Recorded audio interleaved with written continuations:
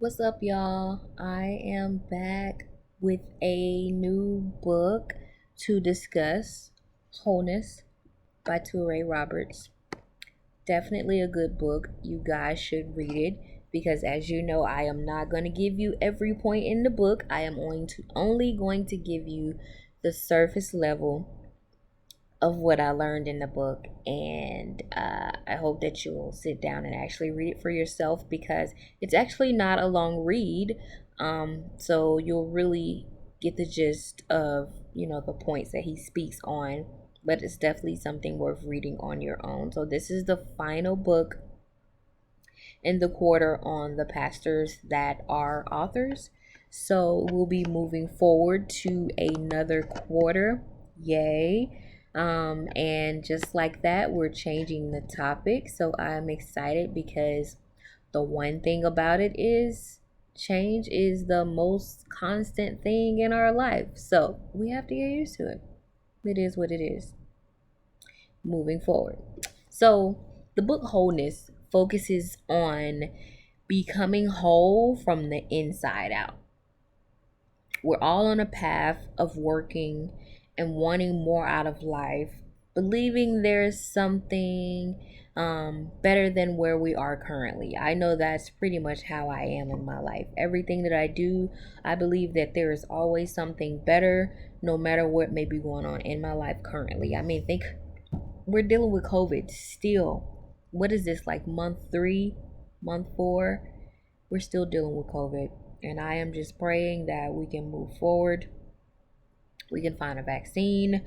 We can do what needs to be done so that we can get this issue maintained because this pandemic has been one for the ages. I can honestly say that. Anywho, I digress. So I decided to define what exactly wholeness is. So wholeness is defined as a state of being unbroken or damaged.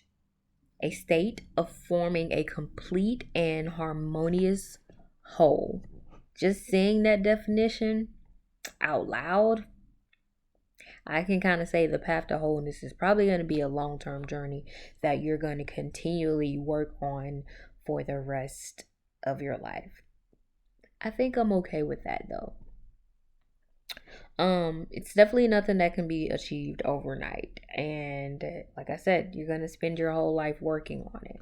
So I'm going to dive into the first section of the book, which discusses things that we tell ourselves that keep us from wholeness.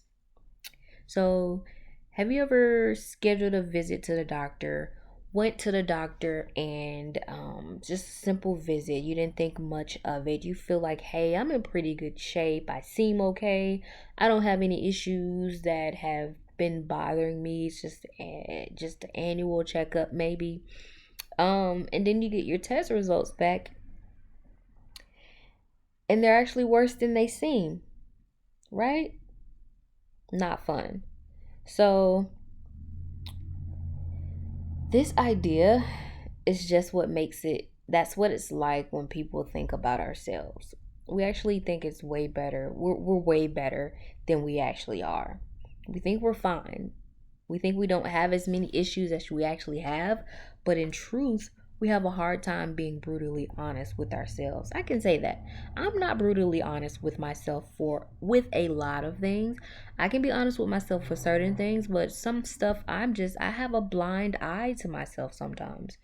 That's the part of, really trying to step back from out of yourself and say, "Hey, was that done correctly? Was that worth it?" So I get it. I have to be more brutally honest with myself, and it comes with time. It comes with age. So trust it. But the truth of the matter is that we think just because it's all good on the outside, that it's all good on the inside. No, it's not the case. We must learn to be proactive about pursuing wholeness, though. The book points out 3 different people when it comes to inner health.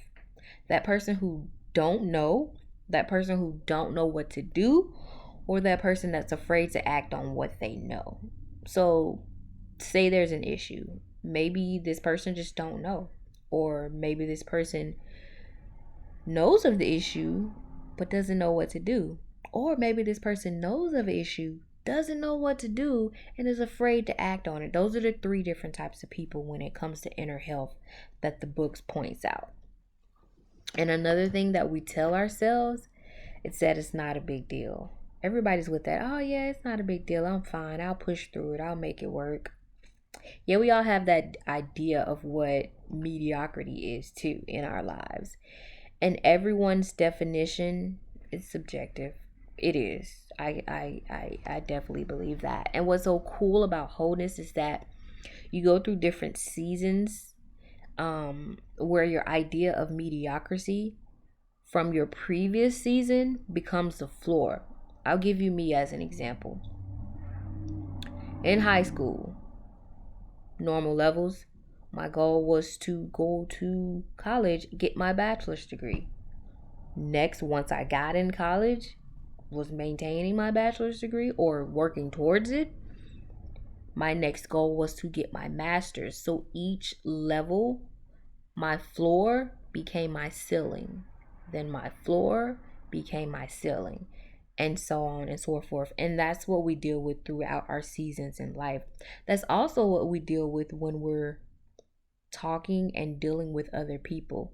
Something that is mediocre to me may be something that is valuable and so worth the time, and it's a whole lot of achievement to somebody else.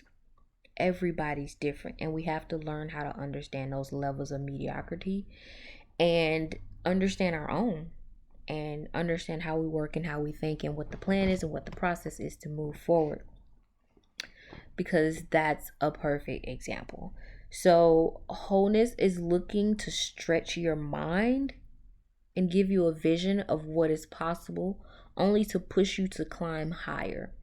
I feel like life is like a journey. Life is like a mountain. We have to continually climb up the hill to get to something better. Better being wholeness. So climbing that mountain, each time you go through a section, you're just like, all right, I got this. This is cool. Move on to the next section. Wholeness is pushing us to continue to grow and be higher and to be the Christians that God created us to be, because I feel like in our life we're always becoming. This is another source of it, right? Second section of this book is about facing the truth. So we have to dive into those parts of ourselves that really want to make it seem like all is well when it's not. This is considered brokenness, meaning there's are pieces of our lives that are cracked and causing it to become difficult to become whole. And one of the hardest things for us to see clearly is ourselves. And what makes it so hard is that we have learned to function in our dysfunction. I want you to think about that. We have learned to function in our dysfunction. No matter what we've been through in life, I know I'm dealing with some problems right now, and I'm learning how to move forward even though I'm still dealing with these problems, because it may be something that may last a couple months. It may be something that lasts a couple years, but I still have to learn how to push and move forward and still live my life through it all. And that's pretty tough. There's three different types of brokenness that's explained in the book. There's generational brokenness, social brokenness, and personal brokenness. So generational brokenness is just what it says. I mean, it's pretty much inherited from our family. Just as simple as that. Social brokenness comes from our culture or our social systems that we deal with in our everyday life. Being a Black woman, there's a lot of stuff in my culture socially that's broken, and it's something that we as a culture have to work on fixing, and it starts with us, to be honest. Everything in change starts with yourself, right? Personal brokenness is it comes from when we're devalued and traumatized in our lives. So that one is pretty much on us. Stuff happens. We may have an accident. We may have lost someone that we loved dearly and just did not know how to live without them. Those are social brokenness that I can really point out that, losing somebody definitely hits home for me. Um, but we have to learn to acknowledge those brokenness and follow the pain and trust outside eyes, such as trusted friends and trusted family, to help us get through it. So we all have that, what Toure describes in the book as inner mirror, our inner mirror. And it helps us interpret what we see in our world and determine what and how we engage in our world and how we relate to different circumstances that we live in. When the inner mirror is clear, we see goodness, we see positivity, we see amazingness, we see love, we see joy in the world. But when we're distorted, we see limitations, we see flaws, we see negativity in the world. So it really takes vulnerability, trust, and a hunger for change to really push towards wholeness when you have been hit by life. And that's some work, and I can tell you it's tough. It's definitely worth the battle though. Wholeness heals insecurity by exchanging it for inner security. Let me read that again. Wholeness heals insecurity by exchanging it for inner security. So the book defines the inner security as unshakable confidence that comes from the foundational knowledge that we are truly loved by God. Inner security, unshakable confidence from the foundational knowledge that we are truly loved by God. It takes work, but it's highly possible. So one of my favorite sections of the book is how he talks about how two halves do not make a whole. This is something that I say often because I agree. I mean, each person has to separately pursue wholeness in order to build a strong whole relationship. And it takes work. And he gives you 5 points of things to have before saying I do. The first is chemistry. The second is connection. The third is wholeness. The fourth is divine confirmation. And the fifth is a sense of purpose. So let's think about that. Having chemistry, connection, wholeness, a sense of purpose, divine confirmation helps you to realize that, hey, I think I can live with this person for the rest of my life. And it makes sense. I'm assuming that you can have one without the other, but having all of them, really, man, it would make a strong, lasting relationship. Just having a relationship and looking to get into marriage just based on intimacy or just based on love, it won't last. Is it supposed to last? There's got to be more to a relationship than just love, right? Because it is. So the last section of the book really kind of brings it all together. So we have to look at wholeness as a journey that takes work. So learning to enjoy the process will help. I love the saying, enjoy the process. It's not about the destination, it is about the journey. I wholeheartedly agree. So continuing to battle the ghosts of our past so that we don't allow them to affect our present and our future is important. That word baggage comes to mind when I read that sentence. I mean, having baggage and really bringing that extra baggage into a whole new relationship only brings forth issues and causes you to probably go back to being alone if you can't handle and deal with those battles. So lately I've been doing a lot of reading in the Bible, and I've come to the realization that we are really becoming who we were created to be, and that involves unbecoming who the world wants us to be. So with that being said, I have to give you guys my favorite scripture in the Bible, which is Romans 12:2, which is, be not conformed to the patterns of this world, but be transformed by the renewing of your mind. And wholeness puts you on that path of renewing your mind so that you're not pulled into the world and becoming of the world, because that is not the goal. I hope you guys enjoyed this book summary and that you will pick this book up and read it for yourselves, because like I said, I've only hit the surface level of what I've discussed, and you have to really dive into the book and read more, because there are so many more parts into it that I don't want to share it all for you. I don't want to give all the goods.